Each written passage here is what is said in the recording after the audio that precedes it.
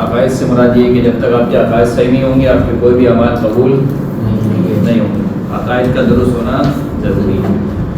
عقائد سے مراد یہ ہوتی ہے کہ انسان ایک تھیوری ایک نظریہ اپناتا ہے. آپ جو تھیوری جو نظریہ اپناتے ہیں اسی تھیوری کے تحت آپ کی زندگی گزرتی ہے. مثال کے طور پر اگر ایک شخص کو یقین ہو جائے کہ اس پلگ میں کرنٹ آتا ہے, یقین ہو جائے کسی شخص کو, تو کیا کوئی بھی یہاں سے اٹھ کر اس کو ہاتھ لگائے گا؟ نہیں لگائے گا. کیوں؟ کیونکہ پختہ یقین ہو گیا ہے, اعتقاد ہو گیا ہے کہ اس پلگ میں کیا آ رہا ہے, کرنٹ آ رہا ہے, کبھی بھی اس کو ہاتھ نہیں لگائے گا. لیکن ایک شخص جس کو معلوم ہی نہ ہو یا اس کو شک ہو مثال کے طور پر, تو وہ ہاتھ لگائے گا, وہ ہاتھ لگا لے گا. یا معلوم نہ ہونے کی صورت میں یا شک کی صورت میں یا الٹا یقین ہو, لیکن اس کو یقین ہو کہ اس میں کوئی کرنٹ نہیں, تب بھی وہ ہاتھ لگا لے گا. تو بالکل اسی طریقے سے آپ اپنے بارے میں جو عقیدہ رکھتے ہیں اس عقیدے کے تحت آپ کی زندگی آگے گزرے گی. مثال کے طور پر میں آپ کو مثال لیتا ہوں. ایک شخص ہے جو کہتا ہے کہ ہم اس دنیا میں آئے ہیں اور اس دنیا میں کھیل کود کے چلے جائیں گے, جیسے کہ ایک جانور آتا ہے اس دنیا میں اور اسی طریقے سے وہ چلا جاتا ہے. نہ کوئی خدا ہے, نہ کوئی حساب ہے, نہ کوئی کتاب ہے, نہ کوئی فرشتے ہیں, نہ کوئی دوزخ, نہ کوئی جہنم, کچھ نہیں ہے. اس کی زندگی کیسے گزرے گی؟ کیا آپ اس سے یہ ایکسپیکٹ کرتے ہیں کہ وہ ایک اچھی زندگی گزارے گا یا انسان بن کے زندگی گزارے گا؟ بالکل بھی نہیں گزارے گا. کیوں؟ کیونکہ جب اس کو پتہ ہے کہ کچھ نہیں ہونے والا ہے اور میں بالکل آزاد ہوں, اس پر کوئی پابندی نہیں ہے, جو چاہے میں کروں, نہ میرا کوئی حساب کتاب ہے, نہ مجھے کوئی دیکھنے والا ہے. یعنی اس کی مثال بالکل ایسے ہے جیسے ابھی میں یہاں سے چلے جاؤں اور کیمرے بھی سارے آف ہو جائیں, تو کلاس کا ماحول کیا ہوگا؟ کیوں؟ کیونکہ اب آپ کو یقین ہو گیا ہے کہ نہ کوئی دیکھنے والا ہے, نہ ٹیچر ہے, کوئی نہیں. تو آپ مزے سے اپنی آزادانہ جو آپ کی لائف ہے وہ آپ گزاریں گے, ایک دوسرے سے باتیں بھی کریں گے, چھیڑیں گے بھی, مذاق بھی کریں گے. کیوں یہ سب کیوں ہو رہا ہے؟ اس لیے کہ آپ کو یہ یقین ہو گیا ہے کہ کوئی دیکھنے والا نہیں ہے, آپ کی کوئی پاسپورٹ نہیں ہوگی, پاسپورٹ سے مطلب یعنی آپ کی کوئی اکاؤنٹیبلٹی نہیں ہوگی, آپ کو کسی کو حساب نہیں دینا ہے, کسی کو جواب نہیں دینا ہے. تو پھر آپ کی زندگی کیسے گزرے گی؟ بالکل آزاد جانوروں والی زندگی. ایک جانور صبح اٹھتا ہے تو کیا کرتا ہے؟ سب سے بڑی فکر اس کو کیا ہوتی ہے؟ کھانے کی. پیٹ کیسے بھرے گا. پھر اس کے بعد گھومتا رہتا ہے, اس کو چھیڑا, ادھر کیا, فلاں کیا, یہ کیا. پھر اس کے بعد دوبارہ پیٹ خالی ہوا تو دوبارہ کھانا, پھر اس کے بعد دوبارہ ادھر, پھر اس کے بعد تیسری مرتبہ کھانا کھانا. پھر رات ہو گئی تو کیا فکر ہے؟ سو جانا. اس کے علاوہ اس کو کوئی فکر ہے؟ کوئی اس کو فکر نہیں. نہ اس کو کسی کو حساب دینا ہے, نہ اس کو کسی کو جواب دینا ہے, نہ وہ کسی کا ذمہ دار ہے, نہ اس کو اپنے مثال کے طور پر ماں باپ کی فکر ہے. لیکن ایک چیز ہے جو کامن ہے مثال کے طور پر انسان اور حیوانوں میں, وہ ہے کہ اولاد کی فکر ہوتی ہے, وہ ایک نیچرل. لیکن اس کے علاوہ اگر آپ دیکھیں تو اس کو کوئی فکر نہیں. وہ اٹھ رہا ہے, بیٹھ رہا ہے, کہیں پر بھی سو جاتا ہے, کہیں پر بھی لیٹ جاتا ہے, اس کو کوئی فکر نہیں ہوتی. ایسا کیوں ہوتا ہے؟ ایسا اس لیے کہ اس کو نہ کوئی حساب دینا ہے, نہ کوئی کتاب دینا ہے. وہ بن جائے گا اور پھر اس کے بعد کیا ہوگا؟ ختم, مٹی میں مل جائے گا. اسی لیے مولا کائنات نے فرمایا کہ رحم اللہ عبدا من علم من عین فی عین الی عین. خدا اس بندے پر رحم کرے جو یہ جان لے کہاں سے آیا ہے, کہاں پر آیا ہے اور کہاں جانا ہے. 3 سوالوں کے جواب جو دے لے گا صحیح, ان 3 سوالوں کے جو صحیح جواب دے گا اس کی زندگی پھر ویسی گزرے گی. اگر کوئی شخص کہے کہ میں خود بخود پیدا ہو گیا ہوں, مجھے کوئی پیدا کرنے والا نہیں ہے, کوئی خالق نہیں ہے, کوئی مالک نہیں ہے, اس کا مطلب ہے کہ وہ خود کیا ہے, اپنے آپ کو خدا سمجھ رہا ہے. جب وہ خود اپنے آپ کو خدا سمجھے گا تو پھر وہ اسی طریقے سے زندگی گزارے گا جس طریقے سے فرعون نے گزاری, جس طریقے سے شداد, نمرود جو خود کو خدا سمجھتے تھے, وہ سمجھتے تھے کہ ہم ہی سب کچھ ہیں اور کوئی کچھ نہیں. اسی طریقے سے فی عین, ہم کہاں پر آئے ہیں. اگر کوئی شخص یہ سمجھے کہ ساری زندگی کا حصول یہی دنیا ہے, اس کے علاوہ کچھ نہیں ہے, جیسے کفار و مشرکین کہتے تھے کہ ان ہی الا حیاتنا الدنیا, کچھ نہیں ہے. ہماری دنیا بس یہی دنیا ہے جس دنیا میں ابھی ہم ہیں. یہ دنیا ہمیں گزارنی ہے اور اسی دنیا کو, اسی لائف کو ہم بنا لیں بس کافی. باقی ہم مر جائیں گے, مٹی میں مل جائیں گے, ہمیں کوئی نہ ہمیں اٹھایا جائے گا, نہ ہمارا کوئی حساب ہوگا, نہ ہمارا کوئی کتاب ہوگا, کچھ بھی نہیں ہوگا. تو وہ اس دنیا میں جب زندگی گزارے گا, جب یہ سمجھ لے کہ یہ دنیا ہی میرا مقصد ہے, تو اس کی ساری زندگی کا ہدف کیا ہوگا, کسی بھی طریقے سے یہ دنیا صحیح ہو جائے. اور جہاں اس کی دنیا کو ٹھیس پہنچ رہی ہوگی وہاں پہ یہ کیا کرے گا, کنارہ کشی اختیار کرے گا. یہ اپنی دنیا کو سیو کرنے کی کوشش کرے گا ہر حال میں کہ میری دنیا خراب نہ ہو, کچھ بھی ہو جائے دنیا خراب نہ ہو. تو جب اس تھنکنگ کے تحت یہ زندگی گزارے گا تو اس کا مطلب یہ کہ اس کی زندگی میں نہ کچھ حلال ہے نہ کوئی حرام. حلال حرام کی کوئی چیز نہیں ہے. ہر وہ چیز حلال ہے جس سے میری دنیا صحیح ہوتی, اور ہر وہ چیز حرام ہے جس سے میری دنیا کو نقصان پہنچتا ہو. یہ اس کے نزدیک کیا ہوگا, حلال و حرام کا معیار. تو پہلے سوال کا جواب, پھر دوسرے سوال کا جواب, تیسرے سوال الی این, کہاں پر جانا ہے. اگر کوئی شخص اپنے ذہن میں اس سوال کا جواب یہ بنا لے کہ کہیں پر نہیں جانا ہے, مٹی میں جانا ہے بس خالی, اور مٹی میں مل جانا ہے, قبر میں جانا ہے, اور کیا ہوں گے سب کے سب مٹی میں مل جائیں گے. تو ایسا شخص جس کو معلوم ہو کہ میں جو بھی کروں آخر میں کچھ نہیں ہونے والا, تو کیا وہ سیدھی سادھی زندگی گزارے گا؟ کیا وہ دوسروں پر ظلم کرنے سے باز آئے گا؟ اگر ایک شخص کو یہ پتا ہو کہ میری کوئی اکاؤنٹیبلٹی نہیں ہوگی, اس سے کچھ باز پرس نہیں ہوگی, تو کیا وہ چوری کرنے سے رکے گا؟ نہیں رکے گا. اسی طریقے سے اور دیگر جتنے بھی جرائم ہیں, کسی بھی جرم کرنے سے وہ رکے گا؟ نہیں رکے گا.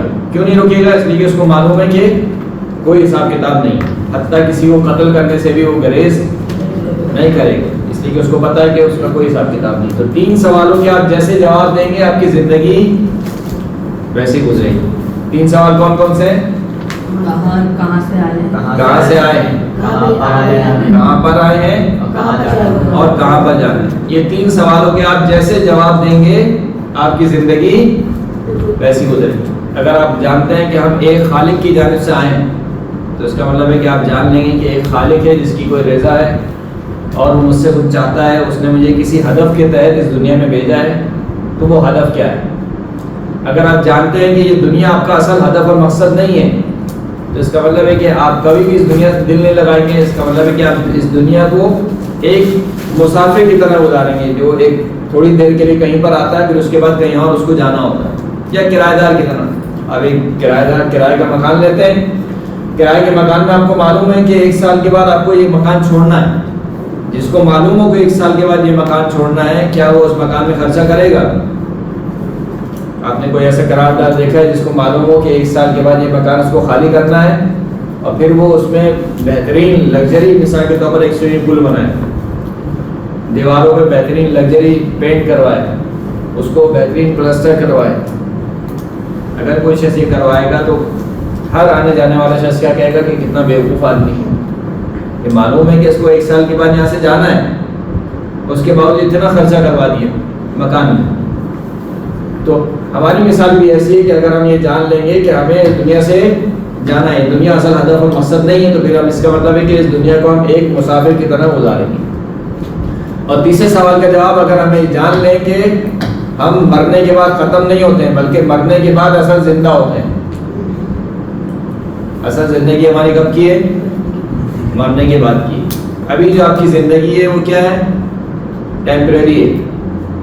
ٹیمپریری کا مطلب یہ ہے کہ ہر آن ختم ہو رہی ہے اور ہر آن ایک نئی زندگی آپ کو مل رہی ہے.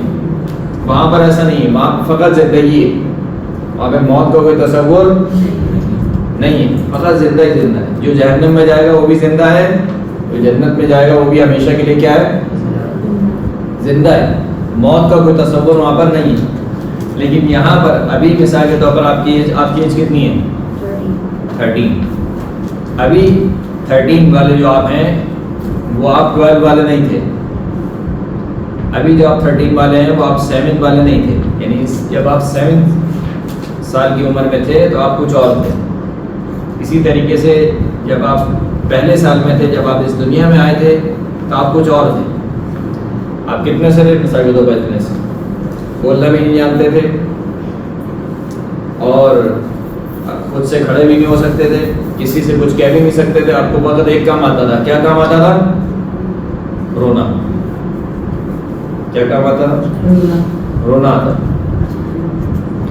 اب کیا ہوا؟ آہستہ آہستہ آپ بڑے ہونا شروع ہوئے. تو جو آپ پہلے سال میں تھے وہ آپ دوسرے سال میں نہیں ہیں, جو آپ دوسرے سال میں ہیں وہ آپ تیسرے سال میں نہیں, جو آپ چوتھے سال میں ہیں وہ آپ تیسرے سال میں نہیں. اسی طریقے سے آپ آگے بڑھتے جا رہے ہیں. اس کا مطلب ہے کہ آپ روز کیا کر رہے ہیں؟ بڑھ رہے ہیں. اس لیے مولا فرماتے ہیں کہ کل جدید فیہا بال. اس دنیا کی مثال کیا ہے؟ اس میں ہر نئی چیز پرانی ہو رہی ہے.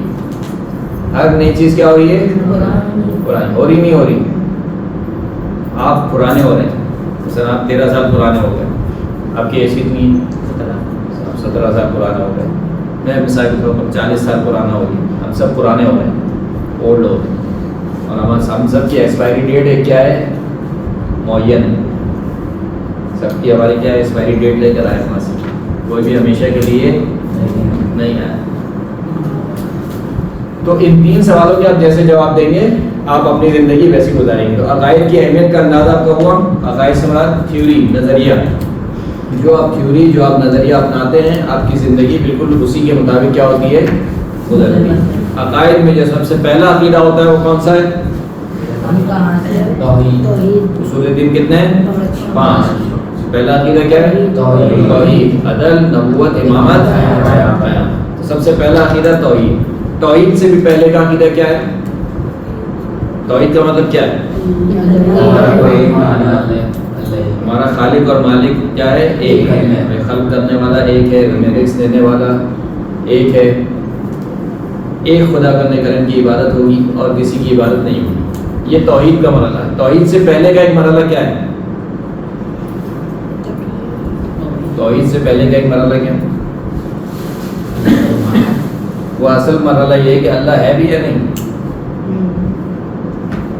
یعنی وجود خدا. آیا خدا ہے؟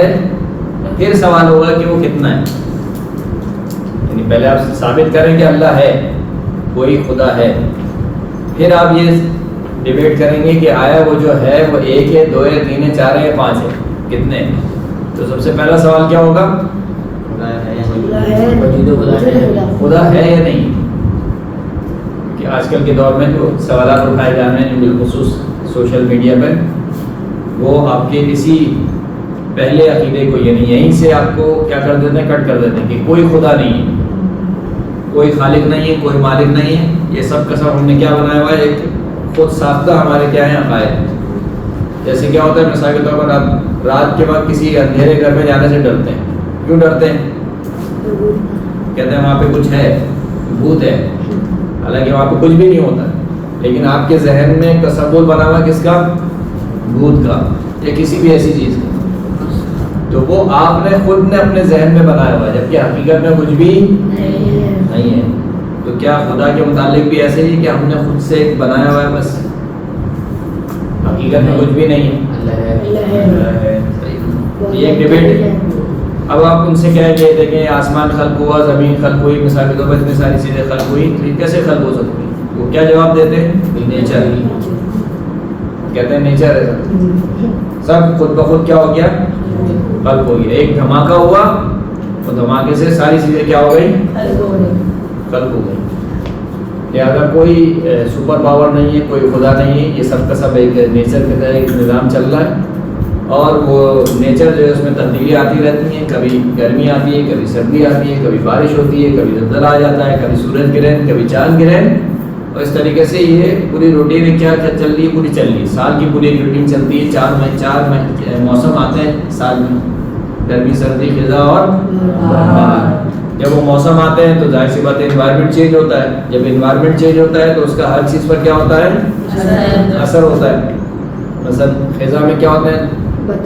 پتے جھڑنا شروع ہو جاتے ہیں, سوکھنا شروع ہو جاتے ہیں. اس کے بعد بہار کا موسم آتا ہے, پتے دوبارہ اگتے ہیں, ان کے بعد پھل آنا شروع ہو جاتے ہیں. پھر اسی طریقے سے سردی اور گرمی کے موسم آتے ہیں. تو یہ جب انوائرمنٹ چینج ہوتا ہے تو اس سے پوری کائنات میں ایک اثر ہوتا ہے اور اس اثر کو آپ دیکھتے ہیں کہ بھائی پھل اگ رہے ہیں فلاں. تو وہ کہتے ہیں کہ کوئی خدا نہیں ہے بلکہ کیا ہے جو کچھ ہے وہ کیا ہے نیچر ہے. آپ اس سے متفق ہیں؟ کوئی خدا ہے یا کوئی خدا نہیں ہے؟ کوئی خدا ہے. کوئی خدا ہے. کیا دلیل ہے؟ جیسا ہمیں کسی ایک ادارے کو چلانے کے لیے کوئی اس کا پرنسپل، جیسے اسکول بھی چلانے کے لیے ایک پرنسپل ہیڈ ماسٹر چاہیے ہوتا ہے، ویسے یہ پوری کائنات کسی چلانے والے کے بنا کیسے چل سکتی ہے؟ وہ کہتے ہیں کہ یہ آپ کہتے ہیں کہ پرنسپل چاہیے، صحیح ہے. وہ کہتے ہیں کہ وہ پرنسپل نیچر ہے، خدا نام کی کوئی چیز نہیں. آپ کہتے ہیں یعنی آپ کا اصل مدعا یہ ہے، آپ یہ کہتے ہیں کہ ایک ادارے کو چلانے والے کے لیے ایک چیز چاہیے، ایک پرنسپل چاہیے یا کوئی بھی ایک ہستی ہونی چاہیے جو چلائے. وہ اس کا نام دیتے ہیں کیا؟ نیچر. نیچر ہے جو سارے اس پورے کائنات کو چلا رہی ہے، باقی خدا نام کی کوئی چیز نہیں.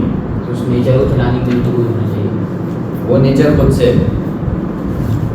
جیسے چھوٹی چیز جیسے سنی ہے اس کو خلق کرنے والا کوئی بنا ہے، تو اس کو اتنی بڑی کائنات جو بہت بڑی کائنات ہے اس کو بغیر کوئی خلق کرے کیسے بن سکتا ہے؟ اور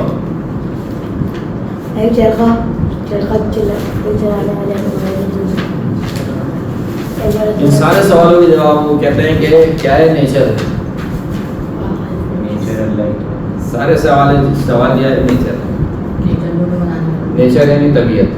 طبیعت سے مراد یعنی اس پورے کائنات کا ایک نظام ہے، اس کو طبیعت کہتے ہیں. وہ طبیعت جو وہ چلا رہی ہے پورے. تو سب سے پہلا آ جاتا ہے وجود خدا. وجود خدا پر دلیل دیکھیں.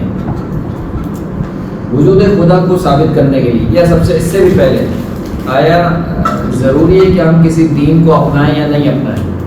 یعنی کیا ضروری ہے کہ میں کسی دین کا ماننے والا بنوں؟ جب تک آپ مثال کے طور پر ابھی یہ کلاس ہو رہی ہے، یہ سب بیٹھے ہوئے ہیں یہاں پر، اگر میں اس کلاس میں پوری آزادی دے دوں، آپ جیسے چاہیں بیٹھیں، جیسے چاہیں لیٹیں، باتیں کریں، کچھ بھی کریں. کیوں؟ کیونکہ آپ کہیں کہ بھائی اللہ نے ہمیں صلاحیت دی ہے باتیں کرنے کی، کھیلنے کی، بیٹھنے کی، تو ہم آزاد ہیں. تو میں کیوں آپ کا پابند بنوں، اس کلاس میں آؤں اور آپ جیسے کہیں ویسے میں بیٹھا رہوں اور آپ جیسے کہیں ویسے میں اٹھ جاؤں؟ تو کیوں میں پابند بنوں؟ اللہ نے مجھے، یا اللہ یا جو بھی نیچر ہے اس نے مجھے آزاد خلق کیا ہے. تو میں ایک آزاد مخلوق ہوں، مجھے کسی دین کی ضرورت نہیں. اگر کوئی شخص یہ کہتا ہے کہ مجھے کسی دین کی ضرورت نہیں ہے، میں بالکل آزاد. تو اس سلسلے میں ہم یہ کہتے ہیں کہ دیکھیے دو باتیں. ایک بات تو یہ کہ اگر آپ کو ذرا سا بھی یہ احتمال ہو کہ مثال کے طور پر یہاں سے آپ نکلیں گے، فلاں چوک پر فائرنگ ہو رہی ہے، آپ کو ایک خبر کان میں آئی، کیا اس گلی سے آپ نکلیں گے، چوک تک جائیں گے، چوک کے اوپر فائرنگ ہو رہی ہے. اب آپ کیا کرتے ہیں؟ آپ دیکھنے بھی نہیں جاتے ہیں وہاں پر. کیوں نہیں جاتے دیکھنے؟ اس لیے کہ آپ کو احتمال ہے کہ آپ کی جان کیا ہو جائے گی، آپ کی جان ضائع ہو جائے گی. حالانکہ آپ کو یقین نہیں ہے، آپ کو یقین کسی نے ایک خبر دی، ہو سکتا ہے وہ ایسی افواہ ہو، لیکن پھر بھی ہم نہیں جاتے. کیوں نہیں جاتے ہیں؟ کیونکہ جو نقصان ہے وہ نقصان بہت بڑا ہے. وہ نقصان کیا ہے؟ آپ کی جان کا نقصان. تو جب نقصان بہت بڑا ہے تو آپ احتیاط کرتے ہیں، چاہے خبر دینے والا کوئی جھوٹا ترین شخص کیوں نہ ہو، پھر بھی آپ نہیں جاتے ہیں. ایسا ہے یا نہیں؟ اسی طریقے سے جو اتنے سارے پیغمبر آئے مثال کے طور پر، اور اتنے سارے ادیان آئے، اور ان ادیان نے کہا کہ مرنے کے بعد ایک جہنم ہے، ایک دوزخ ہے. تو دو میں سے ایک بات ہے، یا تو کچھ بھی نہیں ہے یا پھر یہ باتیں سچی ہیں. تیسرا تو کوئی چانس نہیں. یہ ہے یعنی یا مرنے کے بعد جنت جہنم ہے یا جنت جہنم کچھ بھی نہیں. دو باتوں میں سے ایک ہے نا، تیسری کوئی بات نہیں ہو سکتی. تو بولتا مرنے کے بعد دوبارہ زندہ ہو جائیں گے، دوسرا ہوتا ہے. صحیح ہے، لیکن وہ جو ان دا اینڈ کیا ہے، یہ کائنات اینڈ ہوگی نا، ختم ہوگی کائنات. اینڈ میں جنت جہنم ہے یا نہیں؟ دو میں سے ایک بات، یا ہے یا نہیں. تو فرض کر لیتے ہیں میں ساری نمازیں روزے رکھ کے گیا, اس دنیا سے رخصت ہوا, اور آخرت میں نہ کوئی جنت ہے نہ جہنم ہے. پتہ چلا وہاں پہ جا کے پتہ چلا کہ بھائی کوئی حساب کتاب, نہ کوئی اللہ تھا نہ کوئی فرشتہ تھا, نہ کوئی برزخ تھی, نہ کوئی جہنم تھا, نہ کوئی جنت, کچھ بھی نہیں تھا. تو میرا نقصان کیا ہوگا؟ نہیں کوئی نقصان ہوا, ساری عبادت ہے وہ الگ ہے. وہاں پر جانے کے بعد کوئی نقصان ہوا میرا؟ کوئی نقصان نہیں ہوا, کہ عبادت کا تو کانسیپٹ ہی ختم ہو گیا نا. جب ہم نے کہا کہ کچھ تھا ہی نہیں, تو وہ تو میں اس لیے سمجھ لیجیے کہ میں ایکسٹرا پریکٹس کر رہا تھا, کچھ بھی نہیں ہوا. اوکے, لیکن اگر میں نے اسی خیال میں زندگی گزار دی کہ کچھ بھی نہیں ہے, اور مرنے کے بعد پتہ چلا کہ سب کچھ ہے, پھر کیا ہوگا؟ نقصان ہی نقصان ہی نقصان. تو فائدے میں کون رہے گا؟ عبادت کر کے جائے گا, عبادت کر کے جائے گا. یعنی وہ ہر صورت میں فائدے میں. اگر کچھ نہیں بھی ہوا تو اس کا کوئی نقصان نہیں, لیکن اگر کچھ ہوا تو کیا ہوگا؟ اس کو فائدہ ہوگا. لیکن جس نے اس نظریے کے تحت زندگی گزاری کہ کچھ بھی نہیں ہے, اور وہ کچھ بھی نہیں کر کے اس دنیا سے چلا گیا, بعد میں پتہ چلا کہ سب کچھ تھا, تو اس کا نقصان تو اس کا نقصان ہوگا. اس کا مطلب کیا ہے کہ عقل کیا کہتی ہے انسان کی؟ عقل یہ کہتی ہے کہ جب آپ کو نقصان کا خوف ہو تو کیا کرنا چاہیے؟ احتیاط کرنی چاہیے. جب آپ کو نقصان کا خوف ہو تو کیا کرنا چاہیے؟ جیسے ہم نے مثال دی کہ اگر کوئی شخص کہے کہ آپ یہاں سے نکلیں گے اور چوک پہ فائرنگ ہو رہی ہے, آپ کو گولی لگ جائے گی, کوئی بھی نہیں جائے گا, چاہے اس کو یقین ہو یقین نہ ہو, کیونکہ وہ احتمال دے رہا ہے کہ اس کی جان کیا ہو جائے گی؟ ضائع ہو جائے گی. تو بس یہ جو احتمال ہے اس کو کہا جاتا ہے دفع ضرر. دفع یعنی دور کرنا, ضرر یعنی نقصان کو اپنے آپ سے دور کرنا. تو اگر انسان اپنے آپ کو نقصان سے دور کرنا چاہتا ہے تب بھی اس کے لیے ضروری ہے کہ وہ کیا کرے؟ احتیاط کرے اور عقائد کو دیکھے, خداوند کریم کے وجود اور اس کے اوپر بحث کرے, اور دلیلوں کے ساتھ خداوند کریم کے وجود کو اپنائے, یعنی جو بھی وہ نظریہ رکھتے. تو ایک تو یہ دلیل ہو گئی, پہلی دلیل کیا ہو گئی؟ دفع ضرر.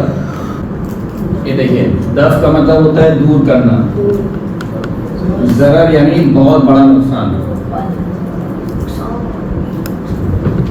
محتمل یعنی اس کا احتمال ہو, جو یقینی نہیں ہے.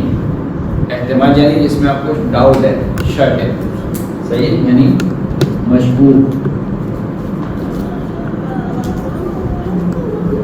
یا جس کے بارے میں آپ کو کیا ہے؟ احتمال. ہر انسان, ہر عقل مند انسان کیا کرتا ہے؟ اپنے آپ سے ایسے نقصان کو دور کرتا ہے جو بہت بڑا نقصان ہو, چاہے اس کے متعلق اس کو یقین ہو, یہ یقین نہ ہو بلکہ کیا ہو؟ شک ہو, ڈاؤٹ ہو. یہ انسان کی کیا ہے؟ ایک فطرت ہے, انسان کی فطرت ہے. مثال کے طور پر آپ پیپر دیتے ہیں, پیپر میں آپ کو ایک شک ہوتا ہے, پتہ نہیں یہ والا سوال آئے گا نہیں آئے گا. مثلا 10 سوال ہیں مثال کے طور پر, یا 12 سوال ہیں, آپ نے 8 سوالوں کی تیاری کر لی. اب ایک شخص ہوتا ہے جو کہتا ہے کہ یار بس 8 ہو گئے, صحیح کافی ہے, پیپر نکل جائے گا. لیکن ایک شخص کہتا ہے کہ اگر جو 8 میں نے یاد کیے ہیں وہ نہ آئیں, بلکہ اس کی جگہ دوسرے 6 وہ آ گئے, تو کیا ہوگا؟ میرا پیپر خراب ہو جائے گا یا مجھے نقصان ہو جائے گا.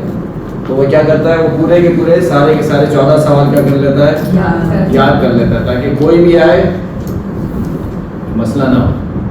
تو یہ ہر انسان کی فطرت ہوتی ہے کہ وہ اپنے آپ سے نقصان کو دور کرنا چاہتا ہے. اگر وہ کوئی بہت بڑا نقصان ہو, چھوٹا موٹا نقصان ہو تو وہ انسان کہتا ہے کہ صحیح, کوئی مسئلہ کی بات نہیں. لیکن کوئی اگر بہت بڑا نقصان ہو تو انسان کیا کرتا ہے؟ اپنے آپ سے اس نقصان کو دور کرنا چاہتا ہے, چاہے وہ اس کے بارے میں اس کو یقین ہو تو ظاہر سی بات ہے حتماً دور کرے گا. یعنی آپ کو یقین ہے کہ اگر آپ یہاں سے نکلیں گے اور آپ کو کوئی گولی مار دے گا تو آپ کبھی بھی یہاں سے باہر نہیں جائیں گے, اگر آپ کو یقین ہے.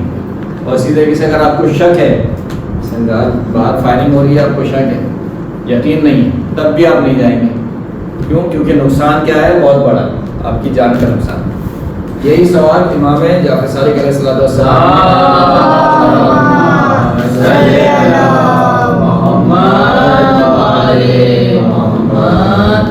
زندیق یعنی وہ شخص جو کہ کافر تھا، دہریہ شخص تھا. دہریہ اسی کو کہتے ہیں جو زمانے کو خدا مانتا ہے. یعنی وہ کہتے ہیں کہ ہم جو بھی ہے سب دیکھ رہے ہیں، سب کے سب زمانے نے خلق کیا ہے، زمانے نے ایجاد کیا ہے. تو وہ بحث کرنے لگا امام سے کہ مسائل کے طور پر خدا نہیں ہے، فلاں جو بھی ہے. تو امام نے کہا کہ دو میں سے ایک بات خالی نہیں ہے، یا تو کچھ بھی نہیں ہے مرنے کے بعد، کوئی خدا نہیں ہے، کوئی جنت نہیں ہے، کوئی جہنم نہیں ہے. تو اس صورت میں اور تم برابر ہیں. میں اور تم کیا ہے؟ برابر ہے. یعنی میں جو اتنی عبادتیں کر رہا ہوں صحیح ہے، ختم ہو جائے گی.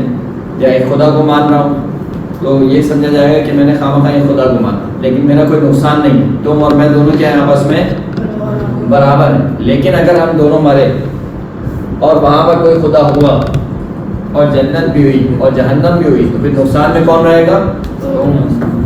دہریہ نقصان میں رہے گا.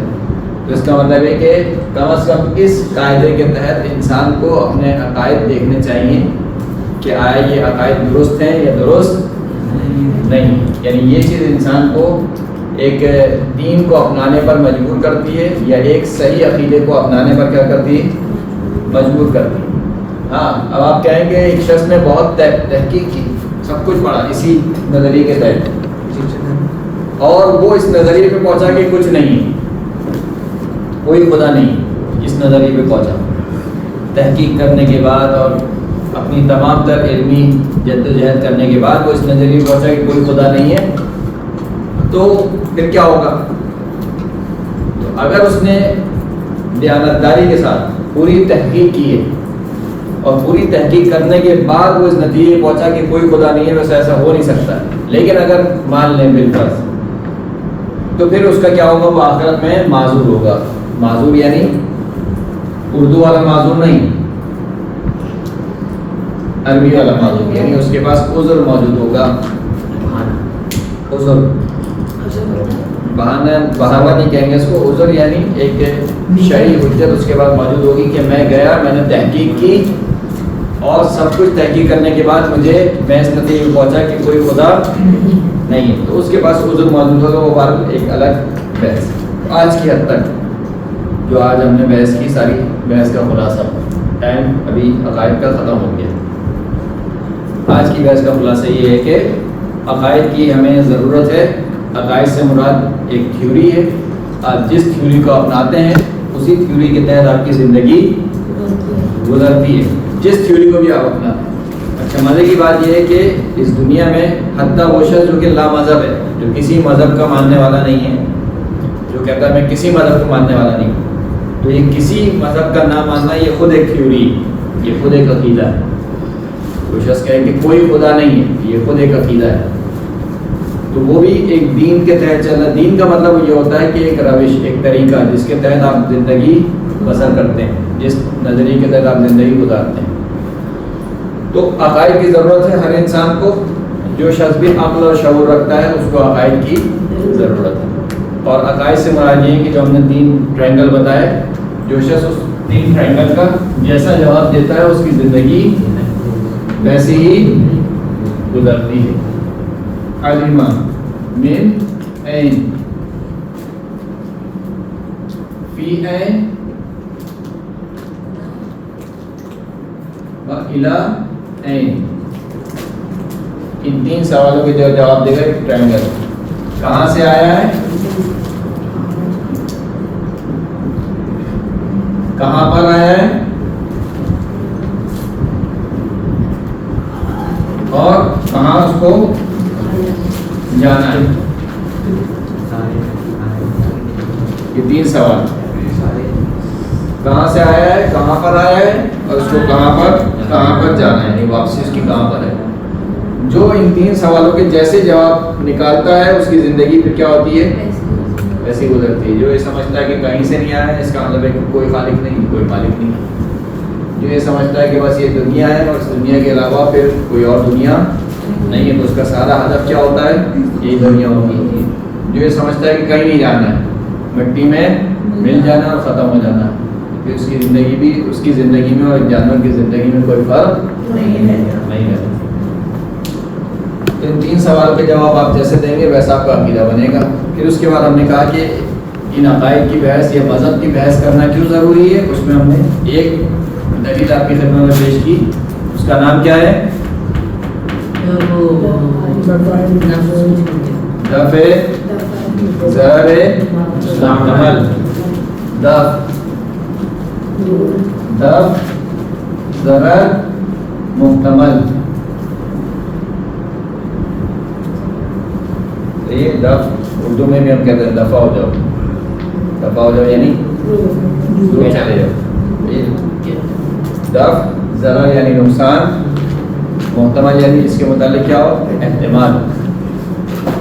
اس قاعدے کے تحت ہر انسان کو کیا ہے؟ ضرورت ہے کہ وہ اپنے دین کے بارے میں بحث کرے، سوچے کہ آیا جو عقائد مجھے بتائے گئے ہیں وہ عقائد درست بھی ہیں یا درست نہیں. صلوات پڑھیں محمد و آل محمد.